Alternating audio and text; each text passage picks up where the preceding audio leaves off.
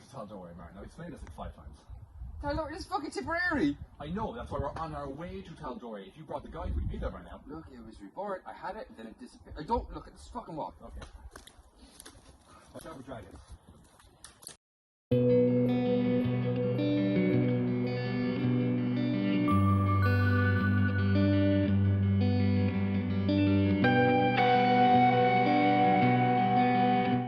Hello adventurers and welcome to the Micflayers podcast, coming to you from atop a skyship that's just about to touch down in the Cloudtop district of the capital city of Iman. I'm your host Conor Martin, and joining me as always is my co-host Martin O'Dwyer. How's it going? No, I'm good. I'm excited. I don't think I asked, but I'm... you jumped in sooner than I got to actually ask you how are you doing today. No, I'm super excited because we're talking about a lot of stuff that I'm very, very excited to actually like get dug into and like chat about. Yeah, good. We went for a little adventure today that people should have seen at the start of our video. Yeah, we went for a walk in Tipperary today, up a mountain, and down around the mountain and down by a river. It was good. I enjoyed it. I haven't been out like doing anything like that in a while. And it's also a trail I haven't done before, which was nice. Yeah, it's good views. It's one of the nice things about this country is that as much as it can be frustrating living here sometimes, drive like an hour away from where you live and there'll be some beautiful mountain that you can go and do a hike up. I do love it. Exactly. But yeah, in case you guys haven't guessed from either the intro or from the title that's most likely on the video, today we're going to talk about the Tal'Dorie Reborn campaign setting that came out. Now, we haven't gotten our physical copies just yet. We're recording this before they've arrived, unfortunately. I do have my original copy of the old version of the book. And we're actually going to do a comparison because in this book there are 4 subclasses that came with the book. Those 4 subclasses have gone under some pretty severe revisions since that time. So we'd like to jump in and kind of go through some of what we like about the classes, what we didn't like before, whether or not that's gotten better, and so on. So yeah, Tal'Dorie Reborn. Okay. It should be noted. I have maybe 4 or 5 books that are third-party D&D, like 5th edition D&D books, right? This is hands down my favorite. This is hands down my favorite third-party book. I think the world building in it is top-notch. I think even though not all of them were complete winners, I still think the subclasses are quite cool. There's magic items. There's a handful of monster stat blocks in it, which I think are just brilliant. Yeah. So yeah, I think it's honestly one of my favorite books. Also, the art and everything about it just looks and feels fantastic. It's really, really good quality paper, which is like what I'm trying to say is it's an all-around winner. I particularly like the art in the original book and in the Reborn as well, because they went to a lot of great effort to make sure that a lot of the art was done by members of like the fan community. They like commissioned fan artists to do the art for a lot of it. Yeah, absolutely, and I mean that shows in the quality and the scale and the what would you call it, like the variety, because obviously there's a lot of different art styles in there. Yeah. So it looks fantastic, and it's like I said, it's just hands down one of my favorite books for 5th edition. Definitely my favorite of the third party stuff. Can't beat it. So it's a big week for Critical Role actually at the moment. We're just under a week out from the animated shows premiering. The book came out on... Actually, by the time this episode of the podcast comes out, the show, the first 3 episodes, I think, will be available on Prime. They will indeed. Actually, hilariously, because they come out on a Friday, right? The episodes will be coming out on Friday, I think. So it'll be like Thursday, you can stay up and watch the live stream, and then by the time you finish watching the live stream, the next episodes are out, and you might as well. No, it's been getting really, really good reviews, so I'm very excited. I thought it would be awesome anyway, because it's just, they seem like they would be not controlling, but just very, very careful about any changes they made, and making sure that it was still like their story and their vision. It very much gave that kind of an impression from the like behind the scenes and videos they did and stuff like that. So I had a feeling it would be good, but just like hearing from people who are not Critical Role fans, and are not D&D players, and they're like, this is great, this looks amazing. Like I've been binging a lot of people reacting to the trailers because I just really wanted to see what someone who had no idea what Critical Role was, how they would react to it. And nearly all of them were like, oh, okay, it looks like fancy stuff. And then like in the first 5 seconds when they crush that dude cut that other guy to pieces and then burn that guy to ash. They're all like, what? And you get there like, oh man, it's got so much blood in it, it's got to be good. I'm like, fine.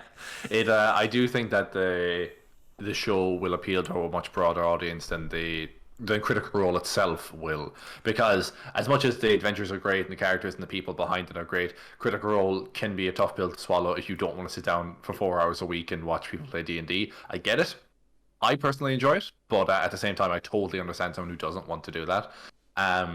So I mean, I think the show will be a great like with all the shows we've gotten on Netflix. Well, okay, this isn't on Netflix, but of all the shows that have been released online that are animated shows, we have Castlevania, we have Invincible. Help me out here, Invincible, and the one I'm thinking of for Riot. Arcane.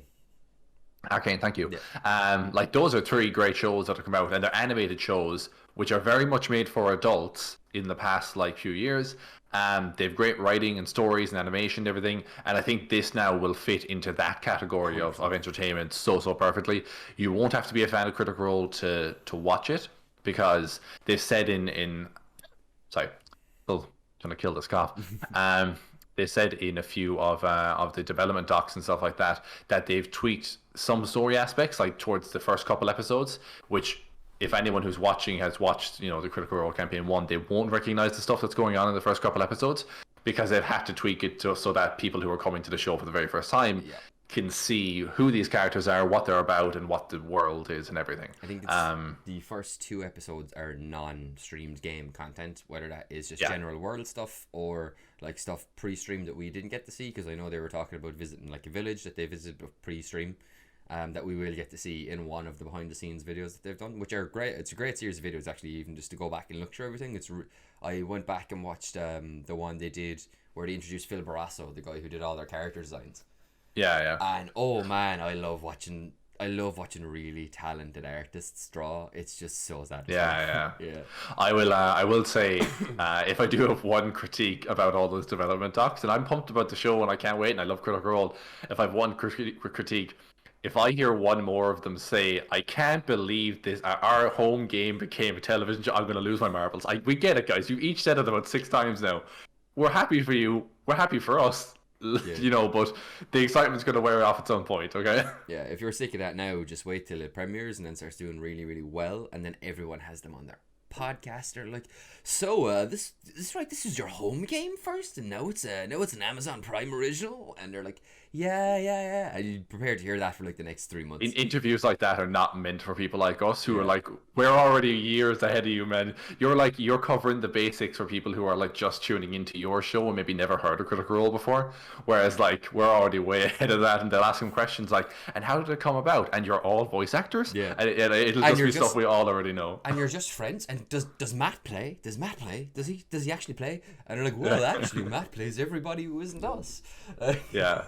That's how it works. It's a collaborative story. It's like, oh god, here we go. Trying to explain to normies what D&D is like. Do you know what? I was just about to say, we sound very like we're looking down on people, and then you call everyone normies. I mean, it's just I don't mean in a derogatory sense. In fact, actually, one of my favorite YouTube channels is the Normies, who watch all the anime shows and stuff. Oh, you know all those reaction channels to be doing Critical Role, Legend of Vox Machina. Actually, that'd be really good. They absolutely will. They will. I'm actually watching another reaction channel. I'll send them on to you later. They're called Cinebinge. Okay. They're 2 Canadians. They're really, really good. But I noticed that Simone, who's in it, she's constantly wearing D&D shirts and Critical Role shirts. Okay. So she will absolutely be doing it. I'd be shocked if they didn't have that up on the channel. Yeah. But yeah, we should probably jump in. We should probably actually. Yeah, we should actually talk about the thing that the episode is titled after. We were tangentially related to it. We were, no, very much so. So, like I said, there's 4 subclasses that are released originally within this book. Yes. This is the original Tal'Dorei campaign setting. This is who was published by. I actually don't even know. My brain went titmouse, and I was like, no, that's the animation studio, you dumb. That's the animation studio. Stop myself from swearing. So, we're going to go through this in... because one thing I noticed today, and it never bugged me before, and I noticed it today, and now it bugs me. The way that the classes are laid out in this book is that they're arranged alphabetically by the name of the thing. So, for example, The first one that comes up is blood domain, because it's B, even though Barbarian should be first. And we're going to do it the way it should probably be laid out by class and not by alphabetical based on their subclass, because why would you ever do that? Okay. This is a bit of a late form critique of this book that came out like several years ago.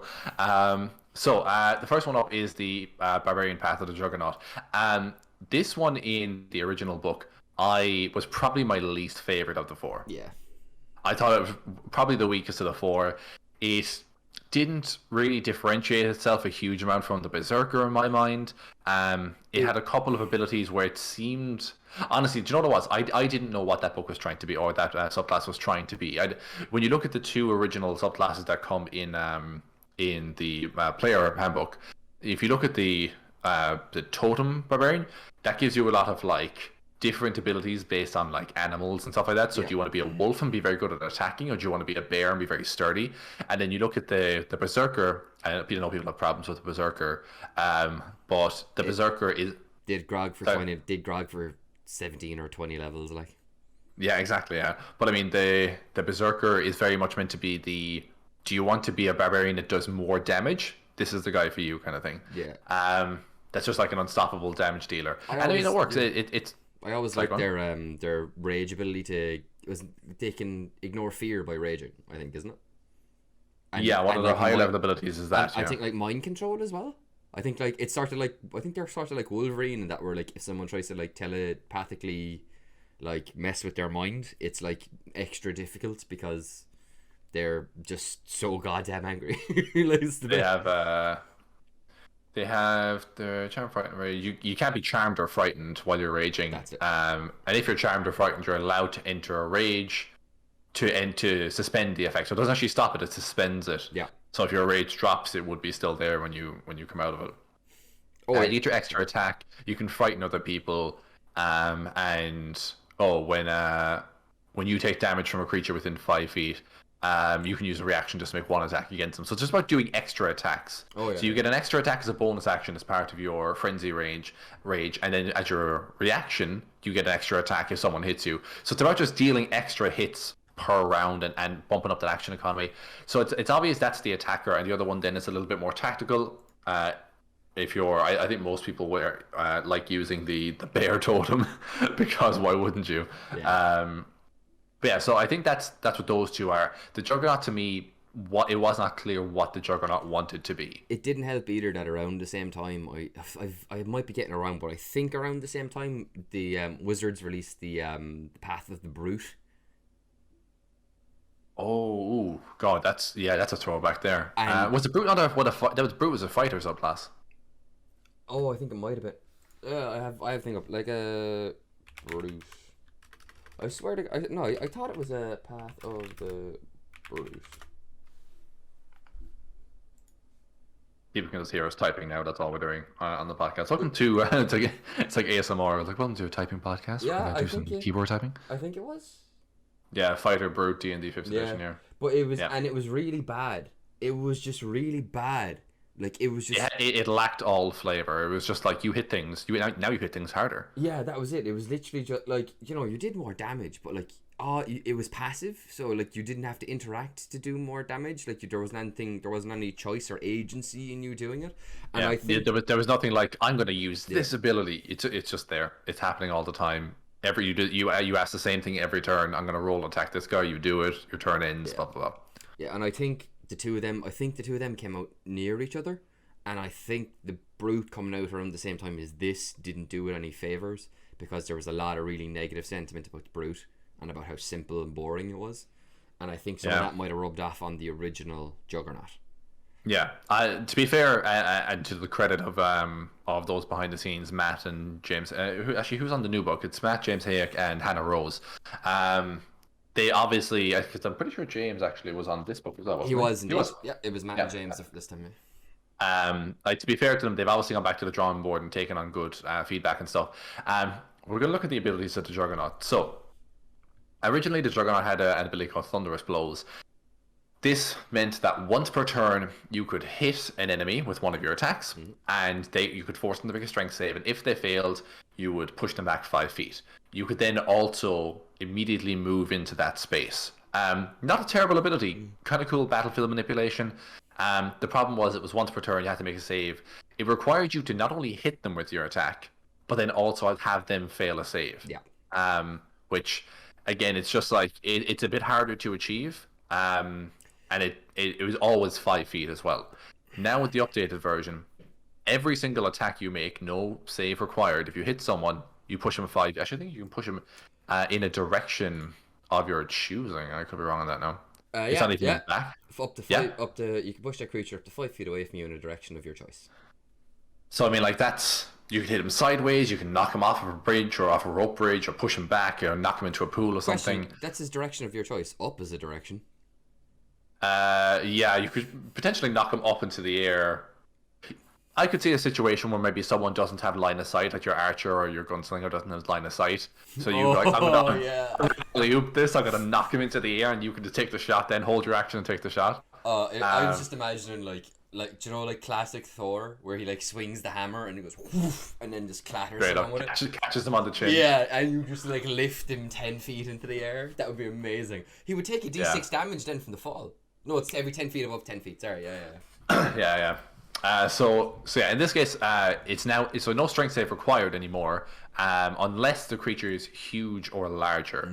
So if you want to hit something like a big dragon or a giant or something, they will still have to make a save. But I mean, like, that means all large creatures, you can be battering ogres around the place and knocking them, no save required as long as you hit, which is pretty easy on bigger creatures. I just love the idea. I think I said it to you earlier when we were driving out to where we filmed the intro. Like, I love the idea of a gnome picking Path of the Juggernaut and coming up against like a Tarrasque or like a Cloud Giant or like some absolute, like an Astral Dreadnought, and it just goes wham and sends it back 10 feet. I think this would be so good with Sentinel. Sentinel Polar Master Path of the Juggernaut broken. Well, okay, Sentinel Polar Master is already broken. But like every attack you do, you like, if they're not large, they're getting hoofed out 10. Just choose that way. Choose the way they came as the direction you want to move them. So it comes down to your turn. You hit them. They get knocked back 10 feet, and then you go, okay, cool. I guess I'll hit something else then. And then on their turn, they have to run back in to fight you, and they run back into your range, which procs Polar Master and your reactionary attack. That's true, actually, yeah. And so then Sentinel, you can stop them. There's definitely a very broken combo there. But yeah, so that's every single hit as well. I like this actually scales up, so at 10th level it increases to 10 feet, which it didn't do before. Sorry, that's right. So I was saying 10 feet straight off the bat. It's 5 then 10 scales. It's 5 and then 10. But I mean, like, at 10th level, you could knock someone back 20 feet and around, which means like I said this to you a while ago. Basically, any situation where you are playing in a room filled with pools of lava or pools of acid or pools of piranha, or there's a cliff or a ledge or a pit full of spikes, that's your playground. You're going to be knocking people into these things all day, doing environmental damage to them. Can you imagine like 2-level fighter dip, so you get action surge? Yeah, so you're moving like 40 feet and around. Or go like the reverse and just take 3 levels into this. Oh, actually, no, you probably want to go at least 10 levels into this to get the 10 feet. To get the 10 feet, yeah. But like, if you were due to do like, let's say like, we'll be generous and say like a 10 and, oh, it's a sickener.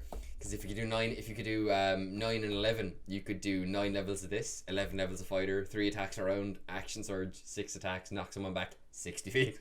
Yeah. Oh, it would be good. But yeah, no, it would be very strong if you were to multi-class with fighter, because then like, that's 40 feet you can move someone in around. Yeah, absolutely. It's cool. You can't do the thing when you move into their space. That's reserved until you hit level 10. But it's still really cool. It's just that you can. They've also buffed that out. It's just that little ability they've extrapolated on a little bit as well.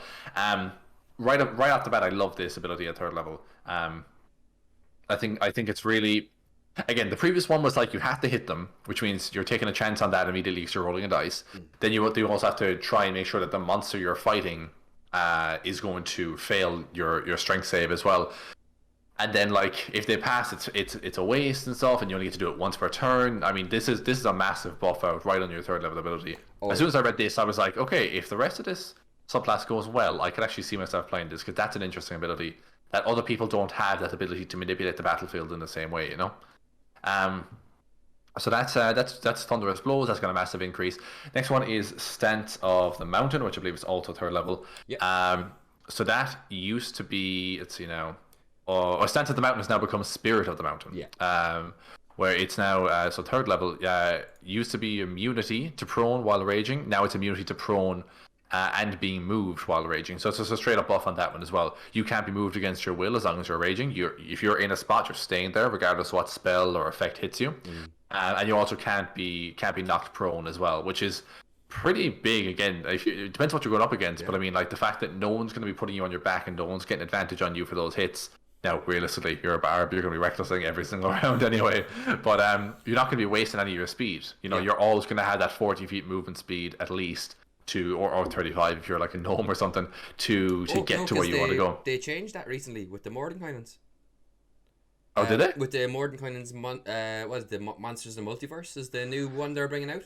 They changed all the player character races, where I think if they had less than 30 feet of speed, they buffed them up to 30. Oh, really? Okay, interesting. So, and like, then I think they dropped Dark Vision for a lot of races as well, didn't they? For a few, yeah. For a bunch, yeah. I'm not. I'd have to watch the video. I watched again because we'll come back to that when the book is out. We'll definitely talk about that, because I'm very happy with the fact that in that book, the Ganassi finally get some love and attention, because I love Ganassi, but I've always thought they were just a little bit underpowered, or definitely the Earth and Air ones were. So I'm really happy to say that now they look like they're going in a much better direction, and I think they'll be a much more viable playing option, which is cool. 100%. So that was Stent of the Mountain. We have Demolishing Might. The only difference on that, it's still a D8 additional damage versus constructs, and you do double damage versus structures and objects. The only difference there is that they cleaned up the language a little bit. Yeah. The way it's written in the original book, it's like 8 lines long in the original book, and in this one, it's like 3 or 4. It's 4 lines. No, sorry, it's 3 lines.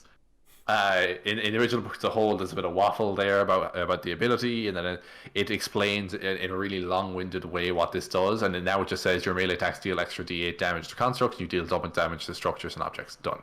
Yeah. Nice and clean. Oh yeah, nice and clean. Exactly. Love that. That's cool. Just because, I mean, I just picture myself with a big hammer as like a Goliath or whatever, and just charging the gate of a castle and just taking it down, like, you know. This class, particularly the like 10th level ability we're going to get onto eventually, this turns you into Sauron at the start of the first Lord of the Rings film, when he's just swinging and knocking people all over the place. Yeah, this is what it does. Like, I would take a 2-handed warhammer and cover myself in full blade. Oh no, barbarian, can't do full blade. Right, half blade, and just go ham. Yeah. And you could, and the thing is as well, like, there's a couple things that are coming up, I think. We'll get to it in a bit, but I mean, oh yeah, which honestly, there's a couple things coming up that mean, like, I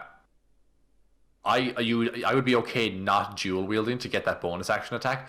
I'd be okay carrying a shield to this guy and then a warhammer, because you get a couple of abilities that will mitigate or deal extra damage down the line, which means I'm okay with not taking into bonus action attack, you know, and instead having the shield for extra defense. And it kind of goes with the theme as well. I will not be moved from this position on the battlefield. My shield is here, and you are not coming through my shield, you know. Yeah. So at 6th level, we have Resolute Stance. This is really, really cool. I think this is exceptionally clever. Yeah. What they've basically done is they've reversed Reckless Attack. It is actually. I didn't tweet that. Yeah, it's basically a reverse of Reckless Attack, which I think is like, I love anything where like people take Wreckful attack? Wreckful. Very, very wrecked. I think anything where they take an ability of the actual subclass itself or the class, and then this particular subclass gets a different version of that is really, really cool to me. I think the Open Palm Fighter does that really well, where it's like all these flurry of blows and additional things you can make. Now you can do all that same stuff, but you get these extra pushes and knocks prone and stuff on top of that. This does it very well, where it takes Reckless Attack and basically turns it on its head. So no action required. You can just choose, kind of how Reckless Attack works as well. You can choose at the start of your turn to take a defensive stance. While you're in that stance, you cannot be grappled. and attacks against you have disadvantage, but you have disadvantage on attacks. So instead of you having advantage and giving everyone advantage against you, you can choose to have disadvantage against you, but also your attacks will have disadvantage as well.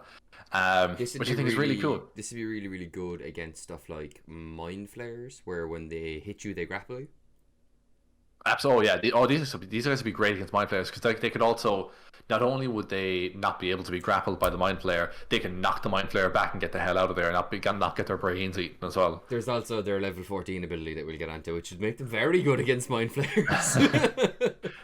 So I just think this Resolute Stance is an exceptionally clever ability. I mean, it's basically you get to take the dodge action without actually taking your action.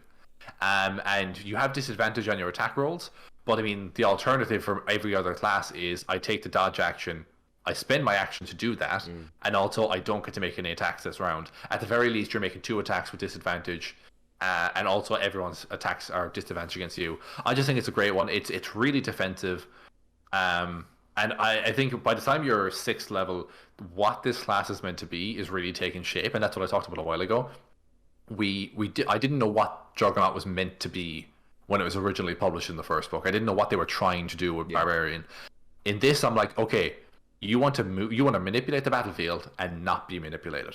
You want to move people around and not be moved. That's what you want to do. You want to be able to like shove people, deal damage, not have damage dealt to you. It's about you controlling the situation basically, which I think is really, really cool. You're the wall.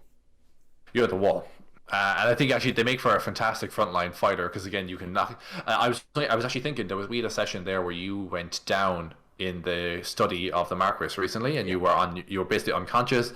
The Dragonborn was about to bring a great axe down on you and finish you off.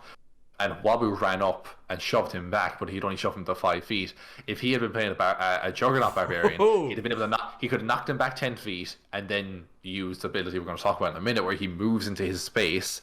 And that would have been it's really good for getting people off your allies. If you see that the Cleric or the Wizard is in trouble, send this guy in. He knocks him back 10 feet, moves up on him, knocks him back another 10 feet, and then the Wizard is left there with no one in his 5-foot range. He can run away without any sort of opportunity attacks. If you were to combine this with the Ancestral Guardian's reactionary shield, this would be the best tank in D&D.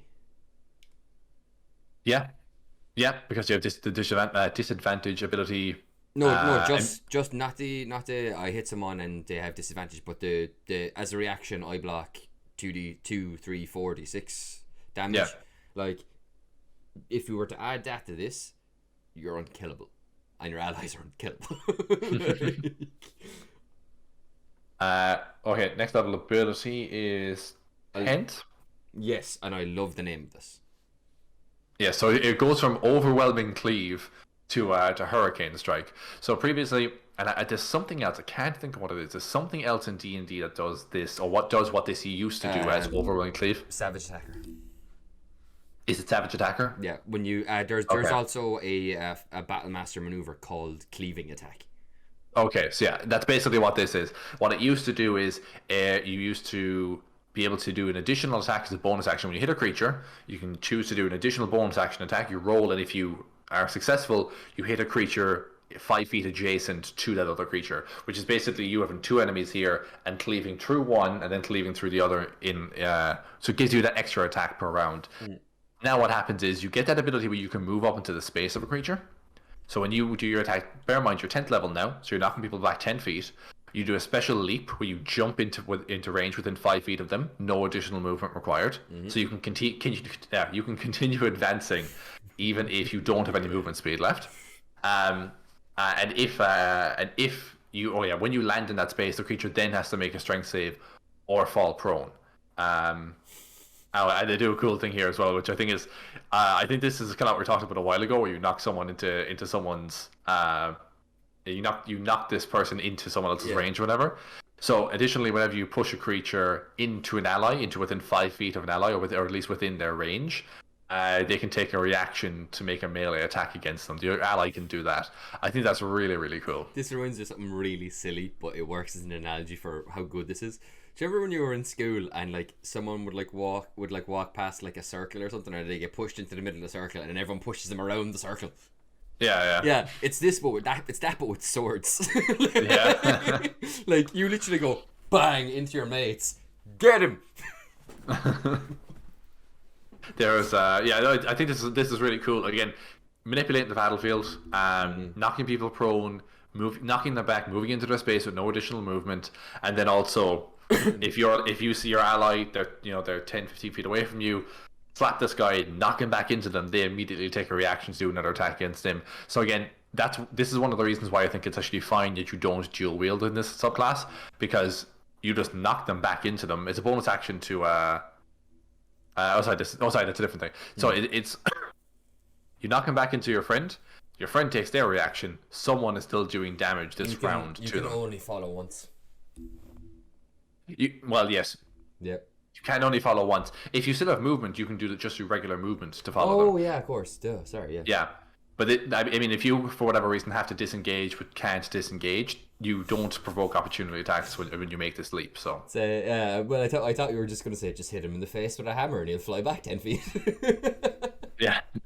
But again, that works as well. I mean, like, it's kind of an indirect thing, but, I mean, you're very difficult to kill, again, in this class, because if someone's on you, if there's two enemies on you, and you're like, oh, I could disengage, or I could hit each of them once, because they're both just knights in armor.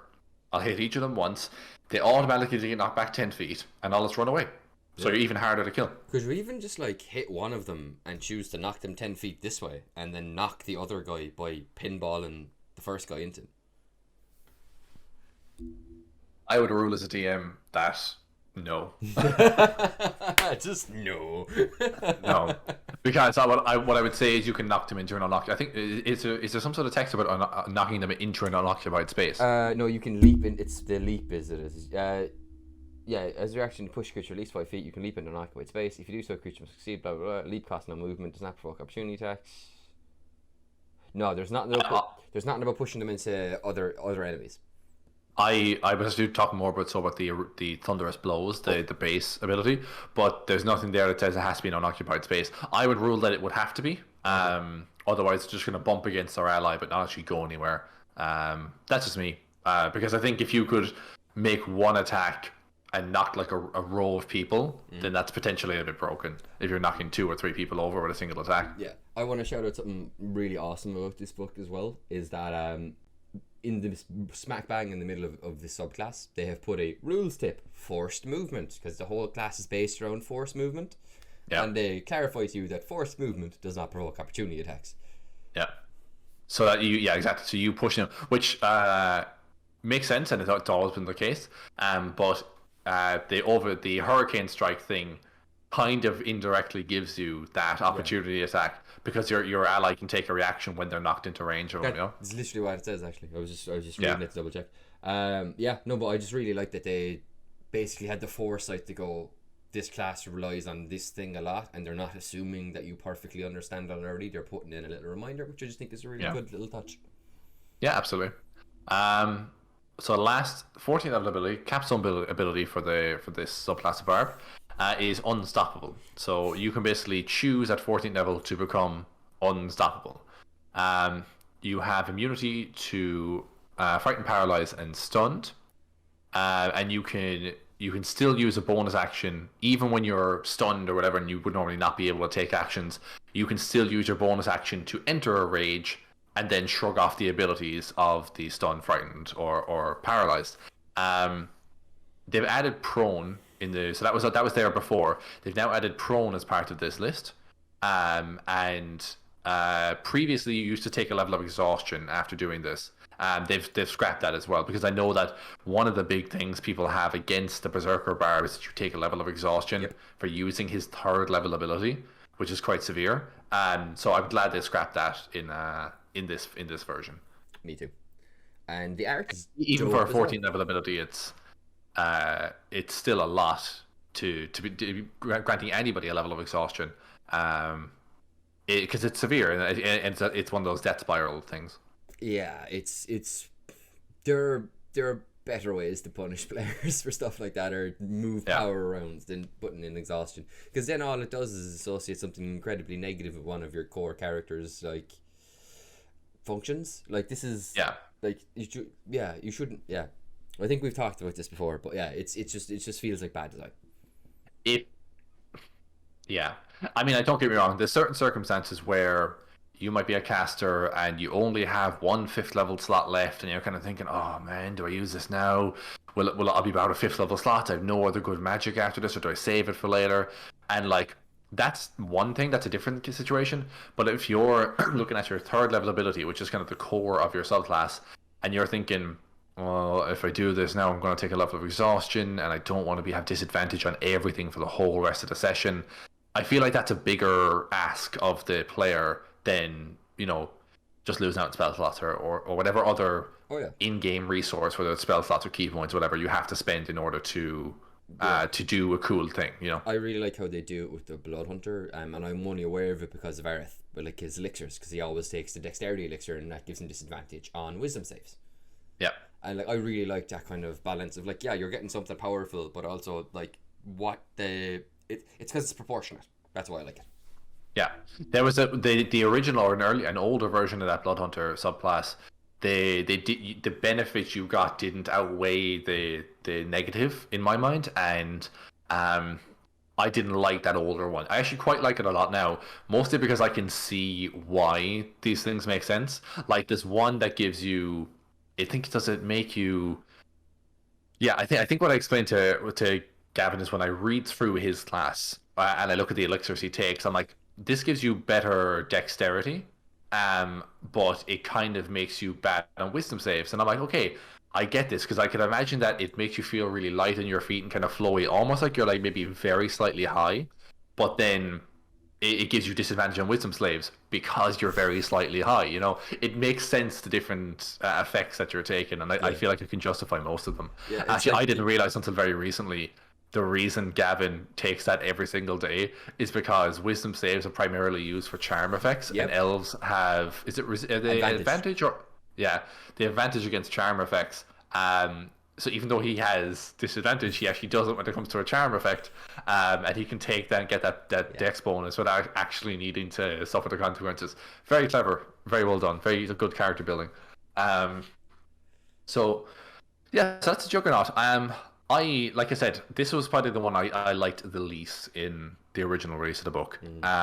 It was just bland. I didn't really know what the purpose of the subclass was. I didn't know what it, like, every subclass has its flavor and it has its purpose. And you look at like some of the monks and stuff like that. If you're a monk of the shadow, clearly you want to be sneaky. You're a monk of the open palm, clearly you want to be the up close fighter guy.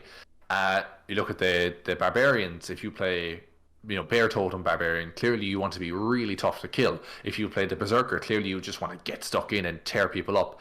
But like this just didn't have a clear direction for me, and now I really feel like it does. Really, really feel like it does. It's actually, I think it's a fantastic subclass. I could see myself playing this. I could see myself building a really cool knight defender kind of guy who's like almost like a battlefield commander, who's like, I'll maneuver their enemies or my enemies into position so that I'll knock them 10 feet this way. So now I have 3 people in a row and my wizard takes a lightning bolt attack or whatever. And you do some great stuff if you coordinate really well with these things. Yeah, there's a lot of like, it's obviously, of course, it's like dream scenarios and ideal scenarios that we're talking about here. But like, there is the potential to do really cool stuff like that. Like if you can knock someone back 10 feet, if there's like 3 people and one of them goes ahead, and you like knock them back 10 feet into the other 2, and then the wizard goes next and casts fireball on the 3 of them because they're all grouped up together.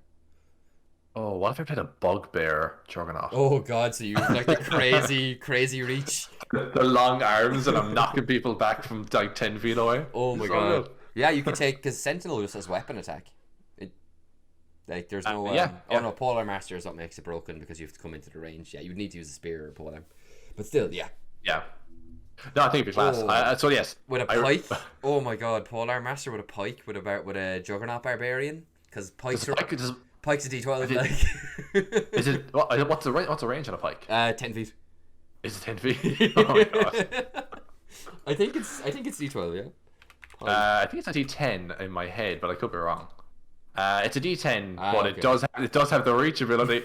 Yeah, so you can literally just poke someone away from you the entire time. Like. You're literally one of the Urukai in the front line, like just jabbing people with these huge spears, the huge pikes. That's cool. It's really cool. So Juggernaut has gone from my least favorite to maybe one of my. I think it's just a really great barbarian class. Like, it'd be up there in my top barbarian classes. I think it's brilliant. It's definitely up there with your Rune Knight and your. That's a fighter. Knight, yeah, as the fight. Oh, sorry, god damn it, Martin. They're both fighter classes. I think this is up there with your Zealot Barb, in terms of your damage potential. And yeah. Jesus, what else are the really good damagey Barb subclasses? If you play Storm Herald. Yeah, Storm Herald. Sorry, yeah, Storm Herald. Yeah. And it's got some similar stuff as well. I like it. Yeah, I like it a lot. Yeah. Like I said, it's gone from being one I really didn't like at all to one I really, really like. So this is cool. It says it has an identity now. Like it's that's the thing, because you can see it in here. Yeah. Like how you. That's the thing. I mean, every time that Wizards do an Unearthed Arcana, I can't speak today, so I'm really tired. Every time they do an Unearthed Arcana, if I read through a subclass and I don't immediately think, ooh, I can build this character, that's a bad subclass. It should be evocative, and I should be able to read through that and immediately be inspired with at least one character concept that I could see myself playing with this.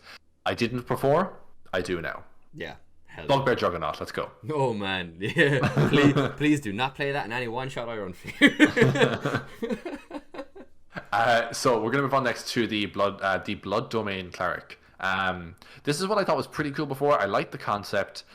We saw a little bit more of this in campaign 2 because was it Kree? Yeah, Kree was the Tabaxi's name. Yeah. Kree was one of the kind of antagonists of the campaign.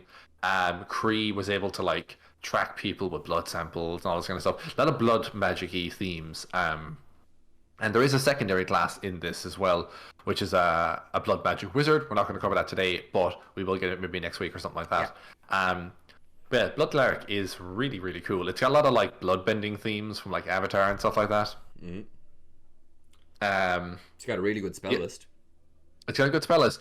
They've swapped a couple things out. So originally, Ray of Sickness was there in Crown of Madness. So Ray of Sickness has been replaced with False Life. Now, I think, as much as I don't think False Life is the best spell in the world, if you're a full caster, and you have high-level spell slots to burn, False Life isn't bad. Yeah. And I could see how it works if you're if you got stabbed in your chest and you're bleeding, the blood is running down your body. Yeah, I could see a blood cleric pulling the blood back into their system. It's only temporary because the blood will still leak out again after a couple of minutes, but they're just giving themselves a bit of extra time. I could see some mid-level fight or mid-fight triage kind of going on there, which I think is very cool. Yeah. I think False Life fits a bit better than Ray of Sickness. Yeah. Ray of Sickness, not a bad one, just not super. I think the thing I like the most about the blood domain spells are that all of them you could flavor them as you just messing with the blood in someone's body. Yeah, absolutely. I love it. It's they're all very, very thematic, and they're all good as well. They're there is the 5th level spells you get are really good, really, really good. But two of the best 5th level spells there are. They're 3rd level spells you get at 5th level. 5th level, yeah. Yeah. But they're two of the best 3rd level spells maybe in the game. I used one of them for an entire campaign. Yeah, every single fight. Yeah.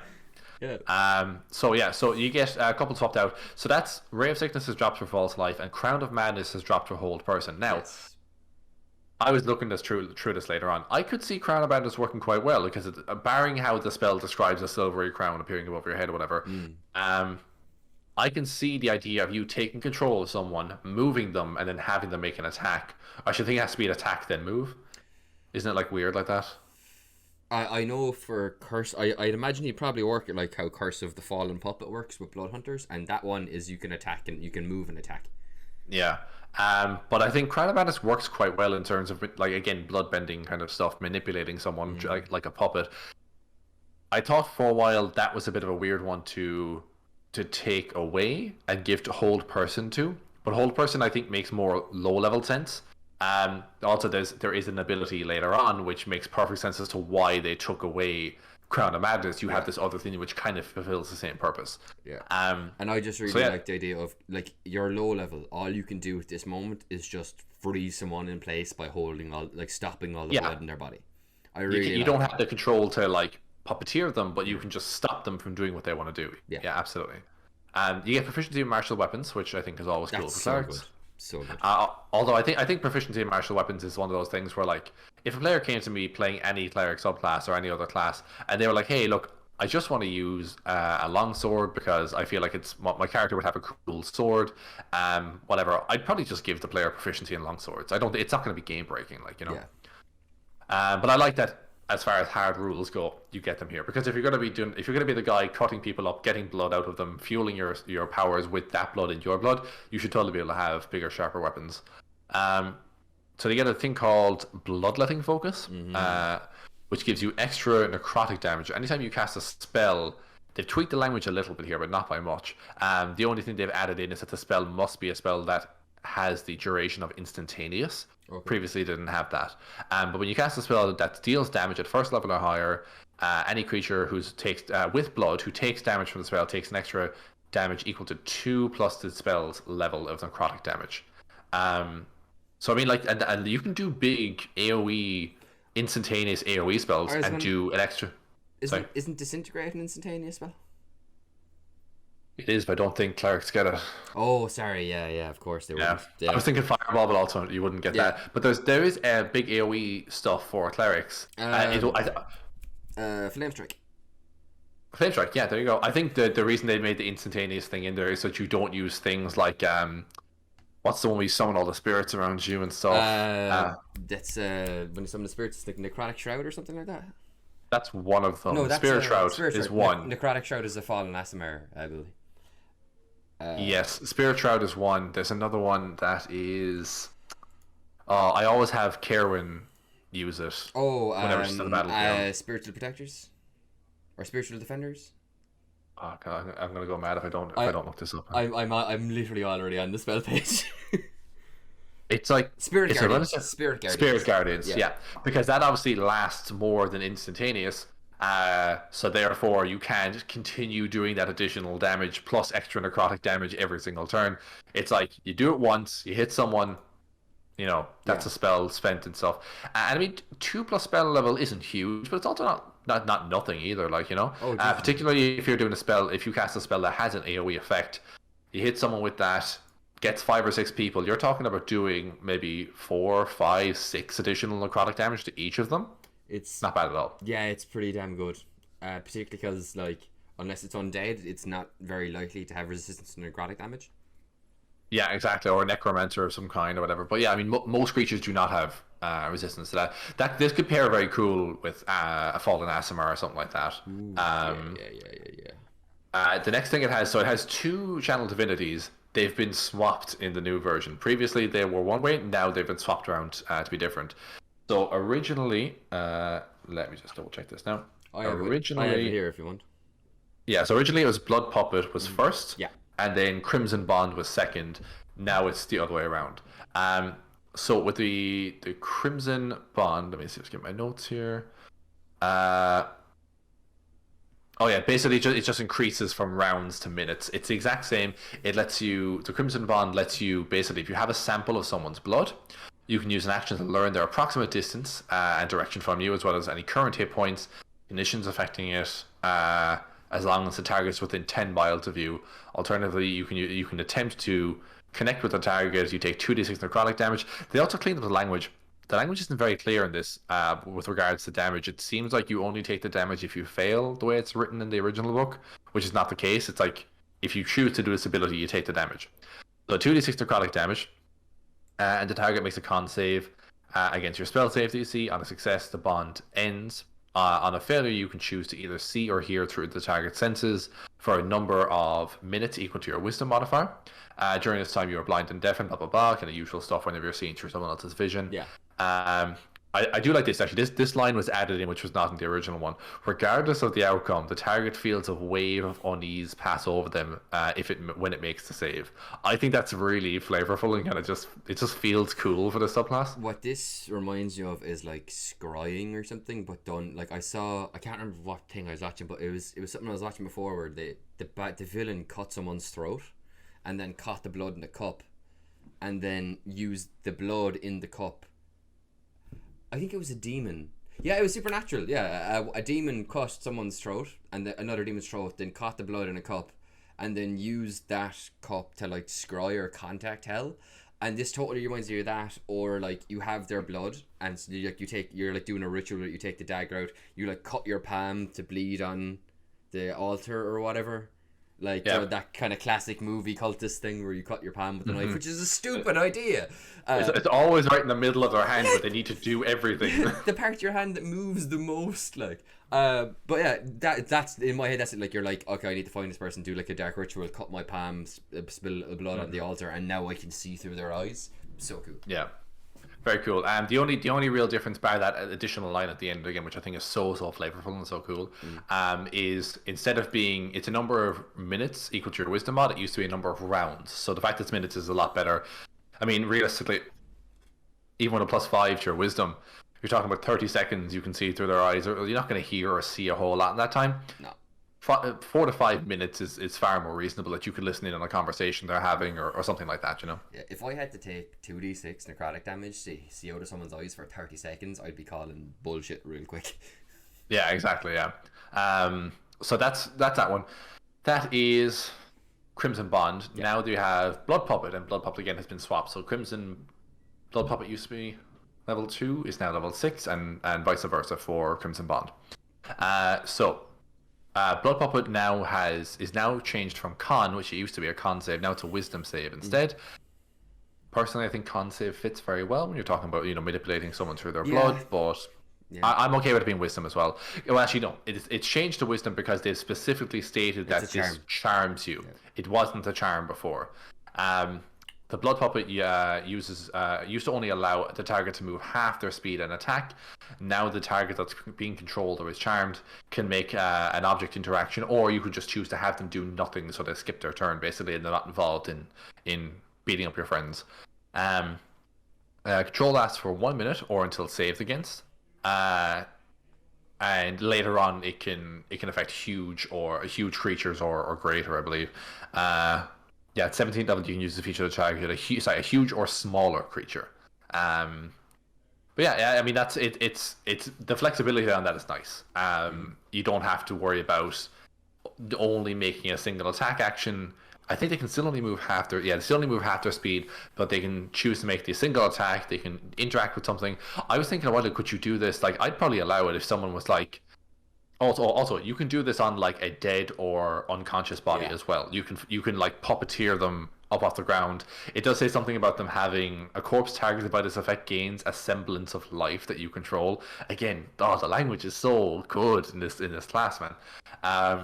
That's just before as well. When you do that on an animated corpse or an unconscious creature, they take their turn immediately after yours. Yeah. Actually, I think that's... Oh, yes, because they'd be out of the initiative and they just file back in after you. Yeah. One thing I do think, though, is, and I would totally allow this, if you were somehow restrained or you couldn't get across the battlefield or you knew that like, let's say, for example, one of your allies is downed, right? Let's say, for example, talk about our game, right? Mm-hmm. Wabu is currently, unconscious, as is Aerith. Let's say you're playing a Blood Cleric. You target... Aerith, because he has potions on him.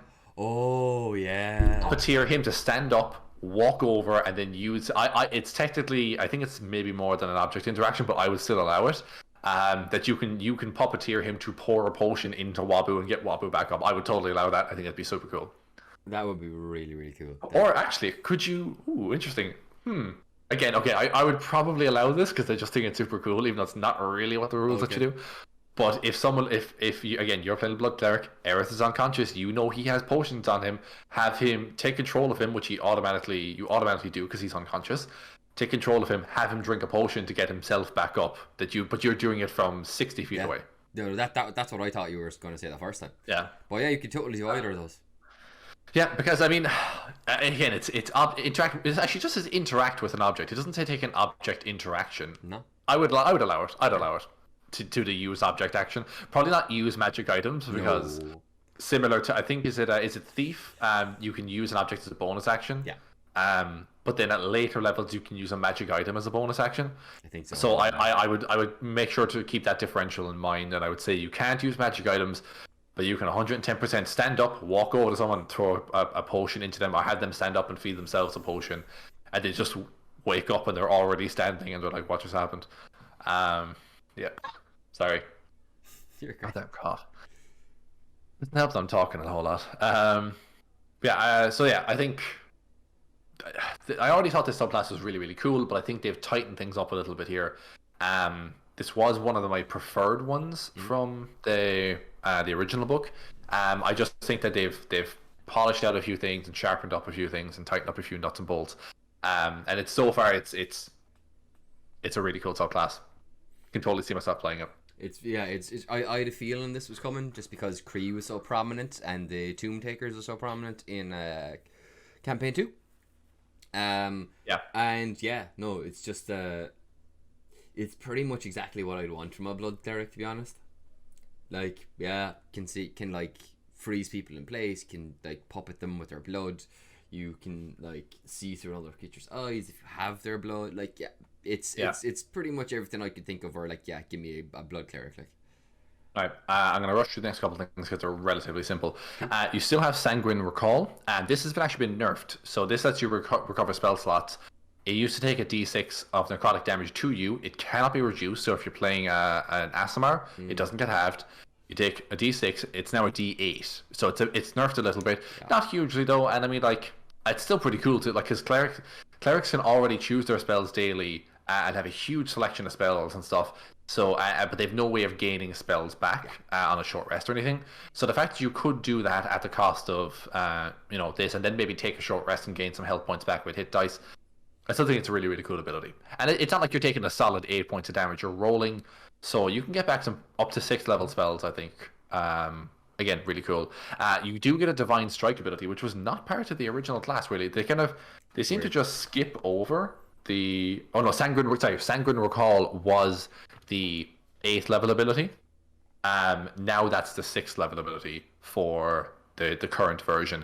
And then your Divine Strike, which is just necrotic damage, which makes perfect sense, is what you get now at 8th instead. And finally, and this is super cool, I love this ability. I love the name. Yeah, 17th level is Vascular Corruption Aura, which is just, that's going to be my band name, Vascular Corruption Aura. Yeah, man. So this basically, I don't think they changed much about this. Actually, no, they buffed it. So this basically lets you project an aura for a minute. It's 30 feet. Any hostile creature with blood that you see that starts its turn or enters the field for the first time, it used to take 2d6 damage, now it takes 3d6 necrotic damage. And hostiles in the area, and this is the same as it was before, hostiles in the area with blood that regain hit points while in the aura only regain half of the hit points.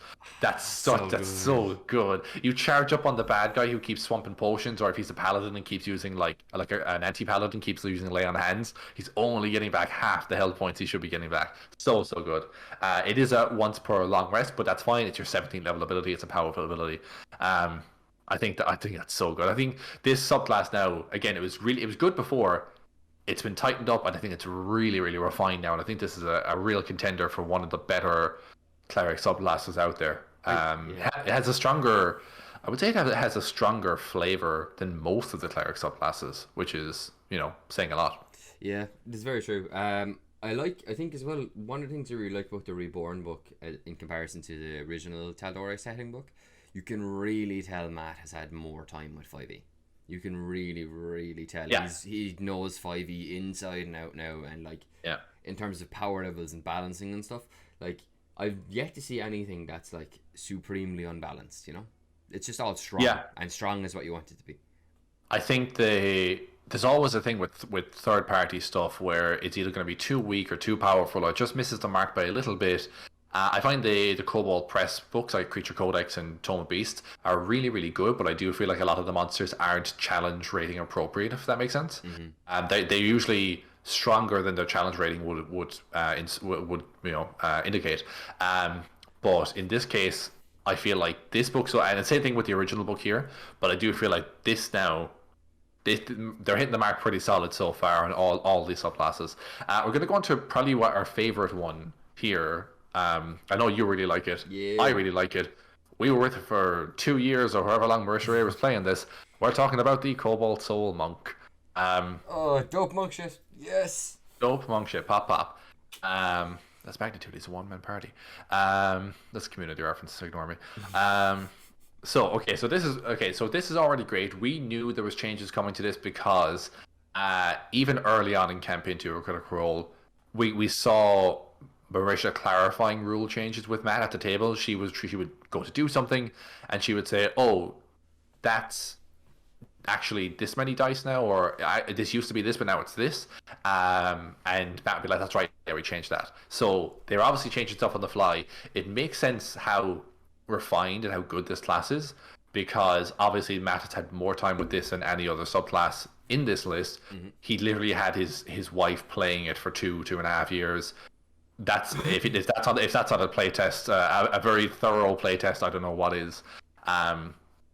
Marisha didn't multi-class either, so she played like what level were they by the time they finished? 15 or 16. Yeah, they were 15 straight levels a monk. Like, yep. The only thing they didn't touch on was the 17th level ability, but we'll get into it. The first thing here we have is actually right off the bat. One thing has been changed. A lot of the abilities on this, and it shows how much this has changed by how much time Matt has had to observe Marisha playing it and then tweak things on the fly. Right off the bat, Mystical Erudition has been knocked back to 6th level. So previously it was a 3rd level ability, it's now a 6th level ability, so we'll come to that in a second. Extract Aspects used to be a case of you would hit someone, you had to hit them multiple times in a round. So it used to be you had to hit them at least twice, and then you can learn one ability. It can be like, I think it could be like AC, armor class, senses, saving throw modifiers, vulnerabilities, resistances, immunities, and so on. So you have to pick one. You have to hit them twice in a round, which is a weird mechanic. Yeah.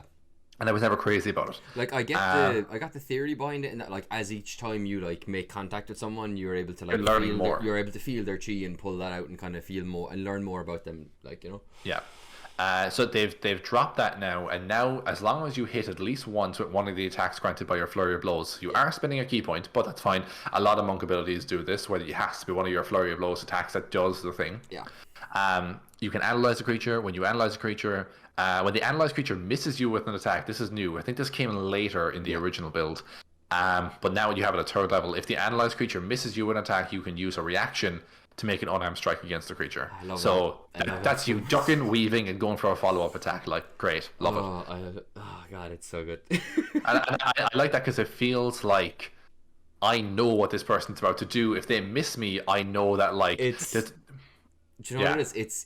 It's why I love. It's one of the reasons I love it so much. It's the smart character in the anime who's fighting the brute, and the brute tries to hit him, and he's like, "Oh, that's how you do that attack." And then he tries to hit him again. It's like, "I told you, you can." Like, there's literally a bit in Bleach where a guy like shoots a laser thing at a guy, and like thinks he kills him. Your man fakes him out, and he's like, "You won't hit me with that attack anymore." Everything about that attack, from the spiritual pressure you used to the blood moving through your muscles as you turn your arm, to the torsion you generate with that turn.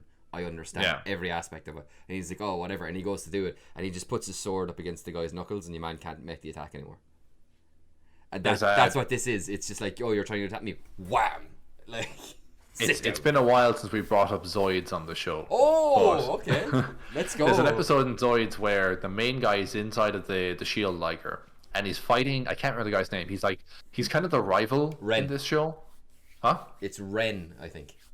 He is in like a red kind of tiger or some sort of. He starts off with a red saber-toothed tiger, then the blade liger takes that out, and then he comes back with a he comes out with a red saber-toothed tiger. The shield liger takes that. He comes back with a red dinosaur that kills the shield liger. The blade liger comes out of the shield liger, and then they have a showdown, and the blade liger kills that, and then that becomes a black dinosaur, and he becomes a good guy. It's always one guy in like an anime who is the bad guy at start and comes around at the end. I used to get up at 6 a.m. to watch that on a Saturday morning. Zoids are so good. But there's an episode in Zoids where the main character is inside of the shield liger. He's facing down that guy. He's faced him a couple times before and only barely escaped with his life. He's like, "I can't beat this guy, but I have to fight him to get out of here." In the back of the shield liger, there's like some military commander guys like with him, and his Zoid was destroyed, so he's in the back, and he calls down to the front seat because it's like a pilot. There's like 2 seats in it, like a helicopter. Raven, and he says, that guy's name. Raven. He's like keep an eye on his back leg. Right before he moves, you'll see the leg shift to prepare him to attack. That's your opening. And he goes, okay, and he just locks in. He focuses on that, and as soon as his red saber-tooth tiger like pivots its back leg, he makes the attack and he knocks it down and he manages to defeat him. And it's that smart move of, I see what you're doing, I see how your body moves, and I know what you're gonna do because you have these tells, you know. It's literally, I love it because it's a real fighting thing. It's reading someone's telegraphing, because you telegraph what attack you're going to do. Oh, and also the art is dope. The art is always dope, but I just particularly love that art. Yeah, very cool. They have like that looks like a rope dart kind of situation almost, like. Yeah, it's a rope dart. Yeah. So that's that anyway. You get that reaction, take an attack.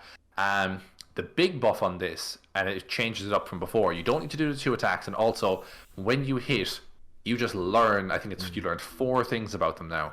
So vulnerabilities, resistances, immunities, and condition immunities. So that is 4 things. You just learn those 4 things straight up. You don't have to pick one of them.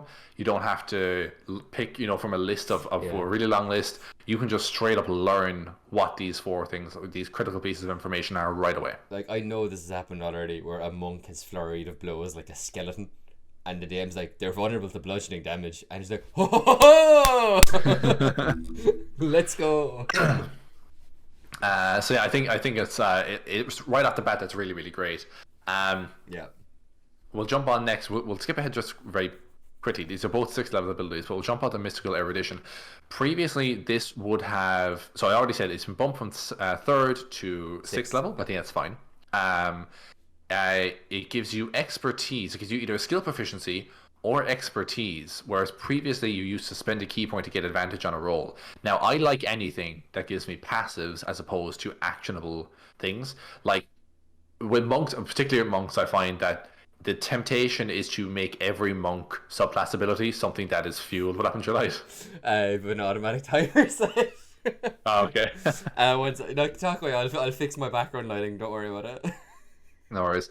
But yeah, I mean, like, particularly, this is very, very evident with the Elemental Monk, where, like, every single thing the Elemental Monk can do as part of their subclass abilities costs key points. And I feel like that's a pitfall when designing any monk subclass. Not everything you do has to require key points. I get that they're there.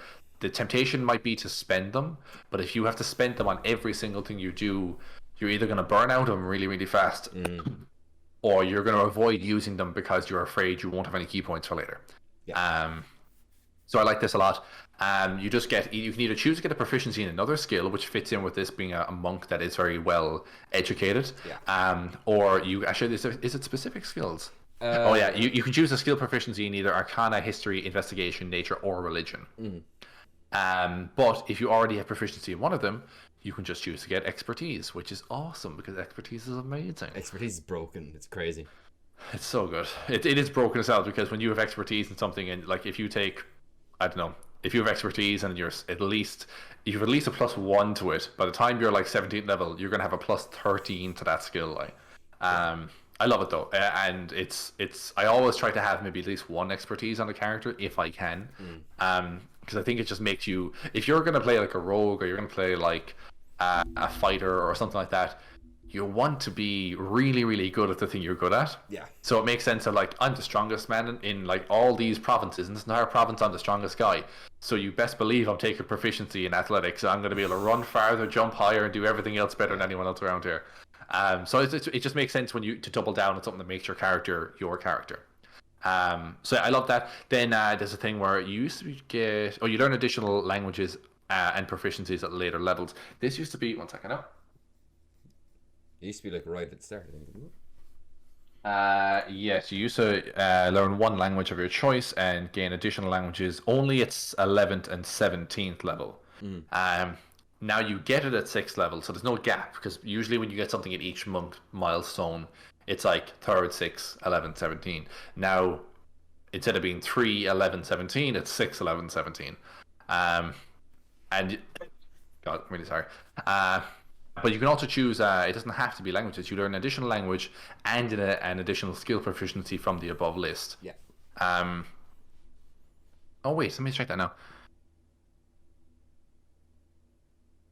Yeah. So, that's right. Yeah. So you at 11th and 17th level, you can either just choose another proficiency, or again, you can get another expertise. So you could by 17th level, just based on what's in the class, not factoring out anything that has to do with multiclassing or anything else like that, you're going to have 3 expertise in intelligence-based skills, which is really cool and really makes the idea. Do you know what it kind of does? It makes it so that as a monk, you're typically going either wisdom dex or wisdom strength. And you need to factor in your con because you're an up-close fighter as well. You really don't have the wiggle room to be putting a lot of points into intelligence. But if you have at least a +1 and then expertise in a couple of these things, you're going to still fill out that part of your character where you're like, I'm a smart person because I studied and I went to college and all that kind of stuff, you know? Yeah. So it's going to fill out that corner of the character really nicely without you having to pour a bunch of points into ASIs and intelligence, which only benefits you in these specific skills and nothing to do with your actual monk stuff, you know? Yeah. No specific dope monk shit. So Extort Truth is still here. I think this, again, Extort Truth used to be that you had to, I think you had to hit them 3 times. I have it in front of me here. At 6th level, hit a series of hidden nerve clusters, blah, blah, blah. Managed to hit a single creature with 2 or more attacks in 1 round. You spend 2 key points to force them to make a charisma save. You can choose to have these attacks deal no damage. On a failed save, the creature is unable to speak a deliberate lie for a minute, and then it's basically the exact same, I think. You know if this skill failed. Affected creature is aware of the effect and can thus avoid answering. Such creature can be evasive in its answers as long as the effects last. It's basically the same, except for you only need to tag them once and there's 1 less key point use. Yes. Yeah, that used to be 2 hits and 2 key points, right? Yeah. Yeah, now it's 1 hit and 1 key point, which again I think is... It just felt weird. I think there was a couple times when Marisha had people at her mercy. She wants to interrogate them, and it's like, if you have them tied up and in front of you, and you still have to land 2 hits sequentially before you can do this ability, that's a bit weird. Yeah. Whereas you should just be able to go, pop, now, start talking. Yeah. It basically works like Zone of Truth. But, you know, you're spending a single key point on one guy, and it's to make a save and stuff. I think it's really, really cool. It's a great ability. It's very flavorful. It makes you a full-on Batman if you want to be. I love it as well because, like, once you get to, like, this rank in Cobalt Soul, you are an expositor of the Cobalt Soul. Yes, I believe so, so yeah. Like, an expositor is someone who gives exposition, and you get that exposition by interrogating that guy. Yeah. I love it. I love all the layers. It's great. Yeah, it's really, really cool. Up next we have Mind of Mercury. This used to be a lower level ability. This actually used to be the 6th level ability. Yeah, because they took out one of the 11th level abilities and put that in as part of number 3. Yes. So that's right, actually, yes. Because so previously, Mind of Mercury used to be that you can take a number of additional reactions on your turn equal to your intelligence modifier. Again, it requires you to put in points into your intelligence, which doesn't necessarily work to a conducive build for a monk. You can only and every time you do this, you can spend a key point to gain an additional reaction beyond your first. You can only do this once per trigger, which makes sense. In addition, whenever you take an intelligence investigation check, you can spend 1 key point to gain advantage on the roll. Now, what this does, it takes out because the advantage on investigation checks for 1 key point was kind of missing from. To be honest, sorry, a key point for advantage on investigation checks doesn't really feel worth in my book. Well, I mean, the thing is, like, when it came to mystical erudition, which you could spend a key point to gain advantage on all the other intelligence checks. Yeah. Investigation was missing from that and was put in here instead. So because you lost that thing earlier on, and instead it just gives you proficiency or expertise if you want, there's no need to have this thing in here. So they've given it to you at an earlier level in a different form and just kind of dropped it from the skill entirely, which I'm okay with. Yeah. Instead, what happens here is once per turn, if you've already taken a reaction, you can spend a key point to take an additional reaction. You can only use this trigger once per turn. It's not tied. You can do this as many times as you want. It's not tied to your intelligence. I'm actually kind of surprised they didn't tie this to your proficiency bonus. Proficiency, which would be the standard thing they do now. If something was previously tied to a modifier of a particular ability score, they usually go, you can do this a number of times equal to your proficiency. Now they've just said, screw that. Instead, you can spend a key point, as many key points as you want in a round, and just keep popping people left, right, and center, dealing additional attacks as long as you have key points to fuel it. So that's once per turn. Yeah. So you can only do it once per turn. You can only take you basically get 2 reactions in a turn if you spend a key. Yes, but you can do another. Like as soon as that turn is over and it's the next person's going the initiative, you can do it again if you have another reaction. Oh yeah, Jesus, yeah, sorry. Yeah. So you can burn through your key points pretty fast if you do this. But you're just popping people left, right, and center now. The coolest thing I've seen of this in action was when they did the Vox Machina versus Mighty 9 Battle Royale. It was Percy versus Keyleth, and Percy just took a gun out and went bang bang, and she caught the 2 bullets because she had 2 reactions to do it. It was so sick. It was so sick. And of course, then he just went bang bang. Can you do it again? Bang. But yeah, so that is Mind of Mercury. I think this is honestly, even the original version of the class, this Mind of Mercury thing blew my mind, and it's like additional reactions is crazy. Insane. Yeah, really, really cool. Then we have the final. Actually, no. So there was an ability here called Preternatural. Yes. Which one's he now? Failure to advantage. I don't think they changed it much. They included that in the 3rd level ability, so this is actually included in the extract aspects now. And this is the thing that would let you what's here now? Quick mind and study of your foe allows you to use their failure to your advantage. If a creature misses you in attack, you can immediately follow up with a reaction melee attack to that creature. This used to be an 11th level ability, and now that's part of your 3rd level ability extract aspects for your analyzed creature. Here's the fun part, actually. If you go back and look at it, it doesn't say you cannot have more than 1 analyzed creature. Yeah. So you can continue marking and analyzing all these people on the battlefield as long as you have the key points to spend flurry of blows and do it, and you can have all the enemies around you, and then every time one of them hits you, spend an extra key point, gain additional reaction, punch them back. You can do some pretty good damage with this class just on multiple attacks. You can like 2v1 really well with this, because if there's 2 characters and like you hit your 1/1, they're both analyzed, and now they're both marked. So every time now they attack you and they miss. And like you can do like patient defense as well for a key point as a bonus action, and just be like, you have disadvantage on me now, and then they start missing you, and you just start breaking noses. It's gonna be so good. I will say this class does burn through quite a few key points or it gives you the ability to. So you gotta be kind of conscious of the fact that you're allowed to do these things. You don't want to burn through all your key points in the first couple of rounds of combat, because there is the potential for that. So that's gone. Final thing is Debilitating Barrage. Now, I forget if they changed this much. Because I'm out of notes, if I'm being perfectly honest, and I didn't... I've got the old one here on my PC. Oh, yes. So what I know right off the bat, one thing they dropped, this thing had the ability where if you had to hit someone 3 times in a round and then spend 3 key points... It's way stronger. It's fucking way stronger. So, again, it used to be similar to the other one. So whenever you hit a creature...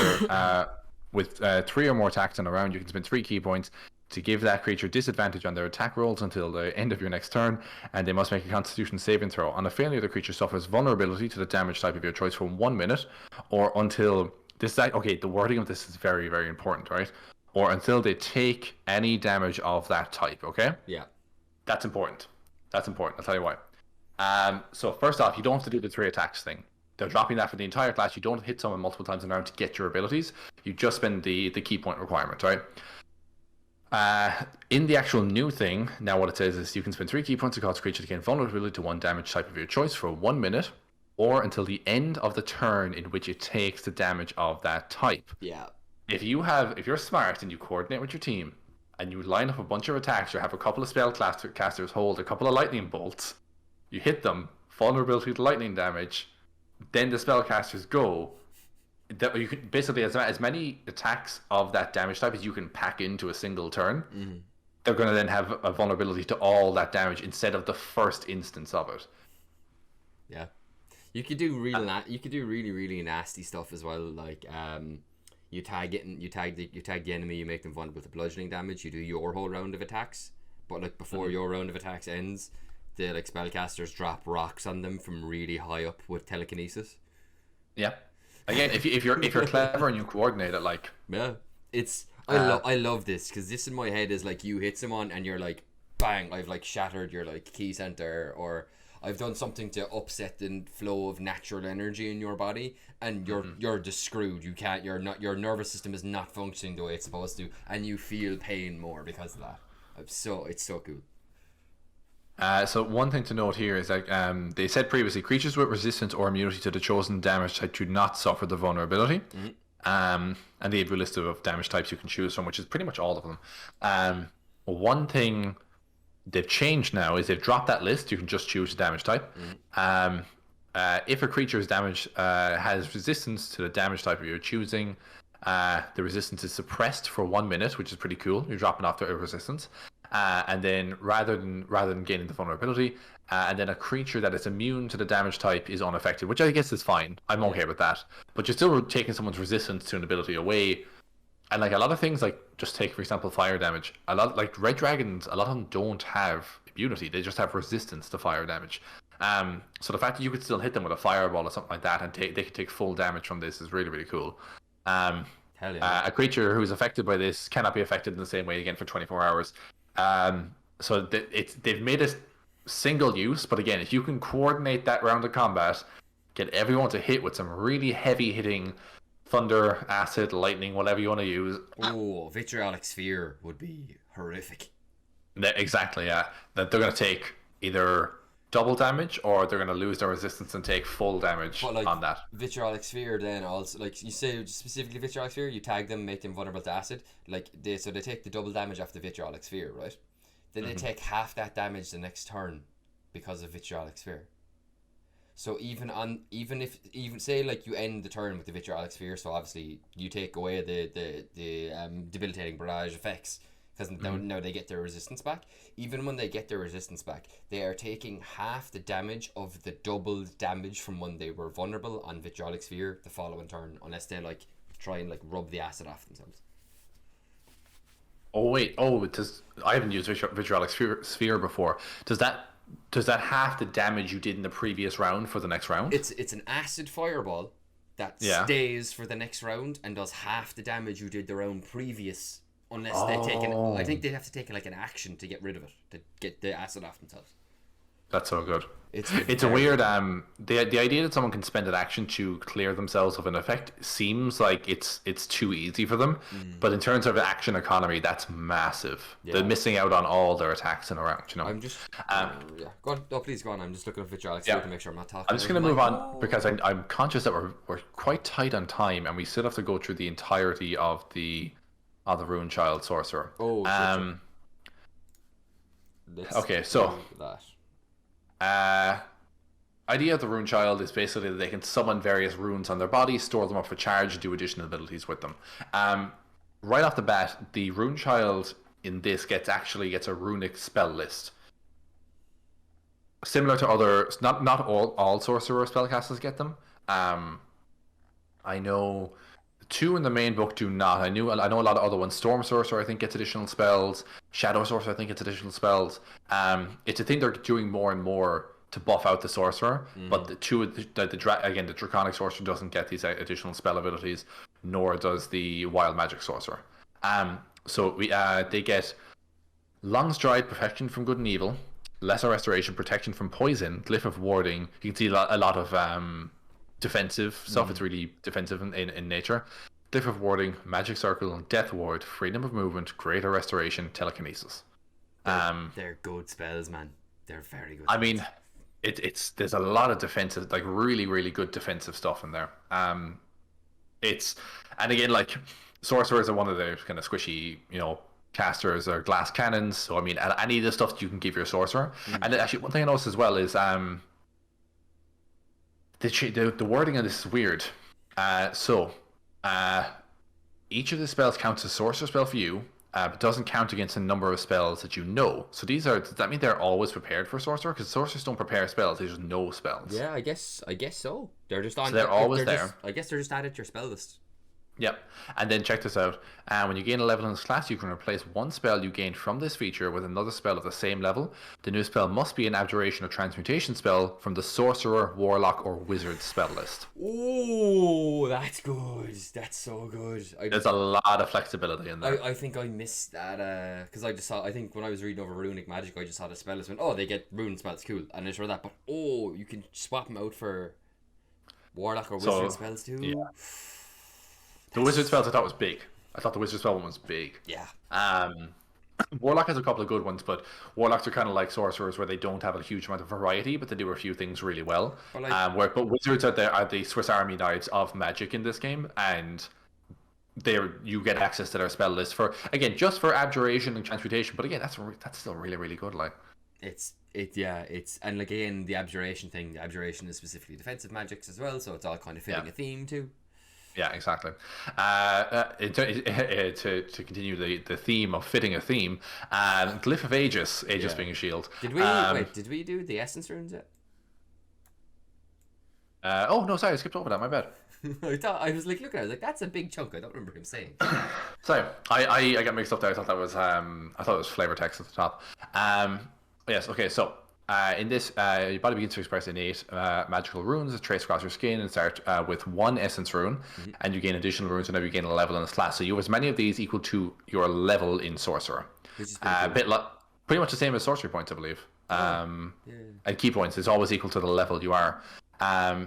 These runes can manifest anywhere in your body, though they first usually appear on your forehead. They're just giving you a suggestion. I don't think it's a hard rule. Your essence rune remains invisible when inert. So I like that they're under your skin. They're not visible until you fire them up. At the end of your turn, during which you spend one or more sorcery points, a number of your essence runes equal to the number of sorcery points you spend begin to glow with stored energy. So you're burning sorcery points to get these things to activate.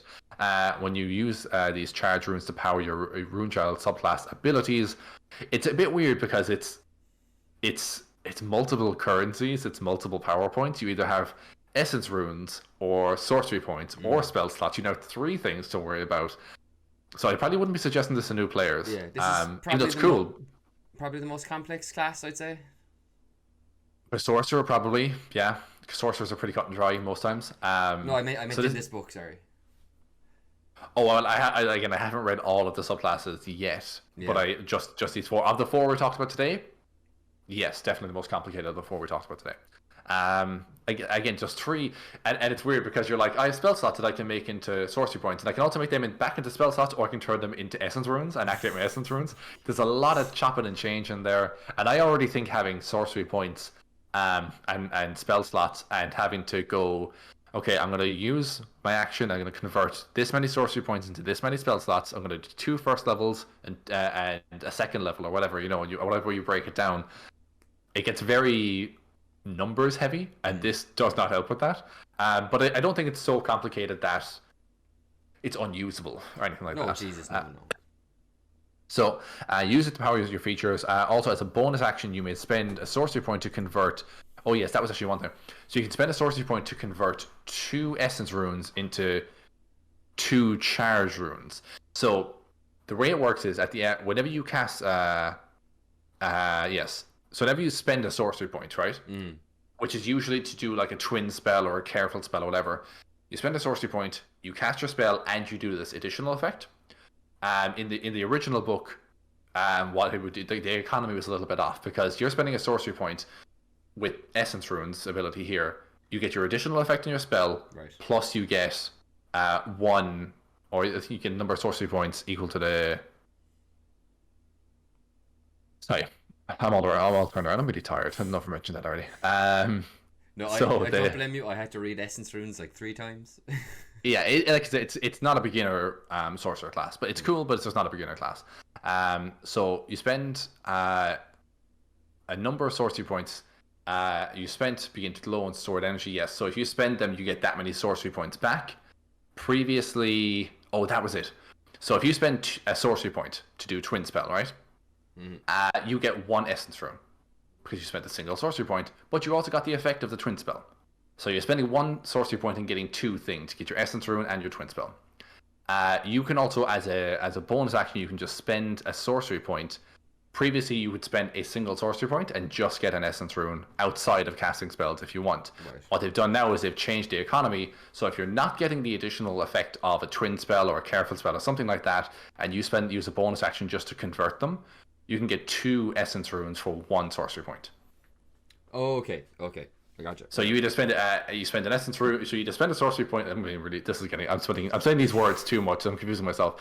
You either spend a sorcery point and gain 1 essence rune and 1 spell effect, or you spend a sorcery point and you gain 2 essence runes. So the economy balances better in terms of what you're getting out of each thing.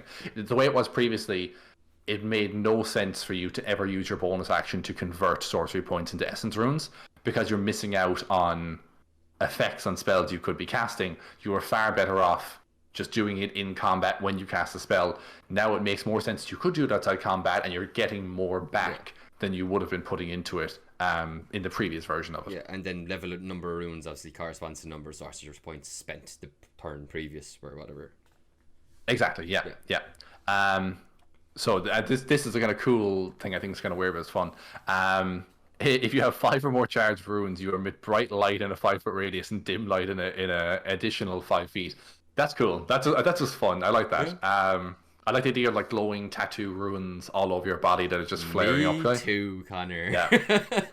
There's a bit in Community where the dean, it's in like the end of season 3, where the dean mentions that he's been renting the school out for like raves on the weekend to like get a bit of extra money together for the school, and they turn out the lights and put on these UV lights, and you can't see it because they're invisible to the naked eye, but there's UV paint everywhere, and the dean comes out, he's painted his whole body and he's taking his shirt off and he's just dancing like this down the hallway.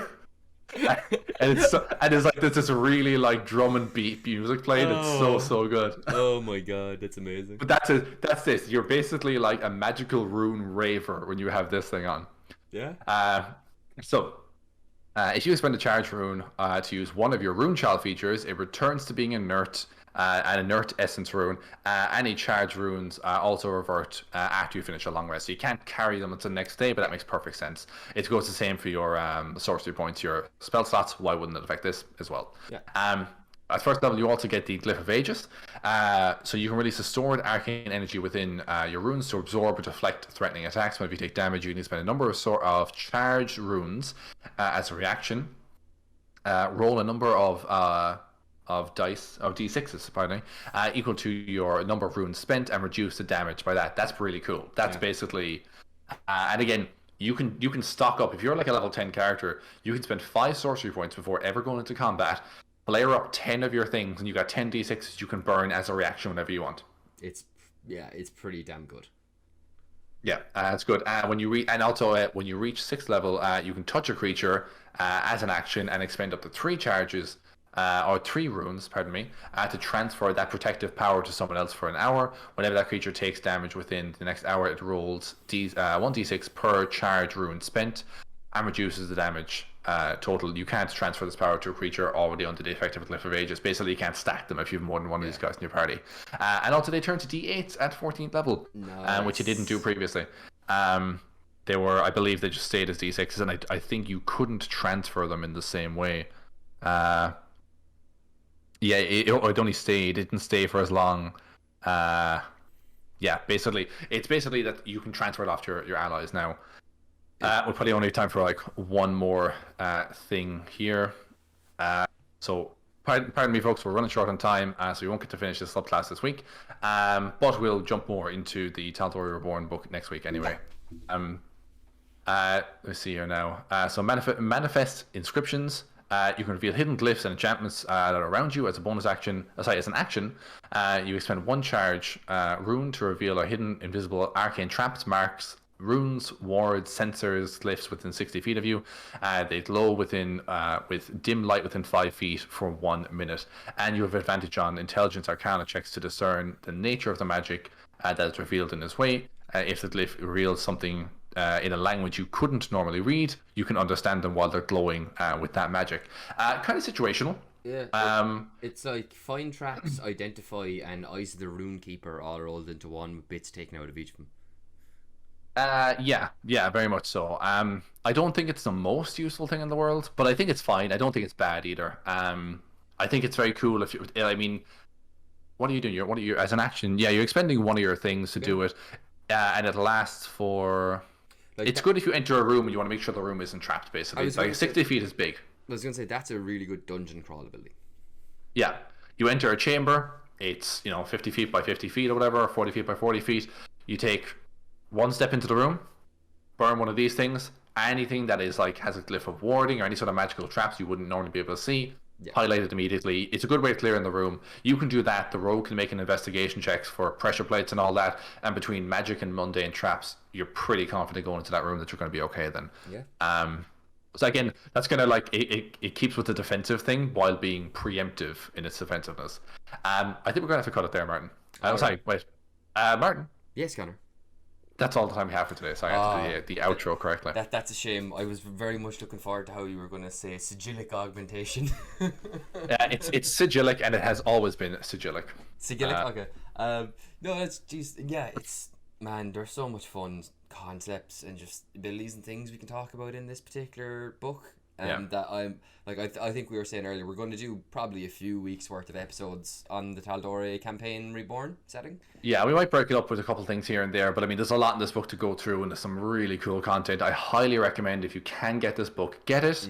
I said to Martin earlier, not all these classes appear on D&D Beyond, but the Cobalt Soul that is on D&D Beyond has been updated to reflect this new book, which is very, very cool. That is very cool. I would hope maybe as well, like in a year or something, maybe they'll just lash it onto D&D Beyond. Possibly. I mean, they have a good relationship with Critical Role anyway. They're going to release 2 Critical Role books now. There's 3 Critical Role subclasses like integrated to D&D Beyond already. The Blood Hunter, 4 the Gunslinger as well. Gunslinger, Blood Hunter, Oath of the Open Ocean, Paladin, and Cobalt Soul. Yeah, how could I forget that one? Jesus. Yeah, but I mean, like they've also partnered with Critical Role and Wizards to do 2 D&D books that are based in the same world. We had the Explorer's Guide to Wildmount and the Call of the Netherdeep, which is coming out soon. March. March. So yeah, I mean that's I wouldn't be surprised if they showed up. I just don't think it's going to happen, anytime very soon.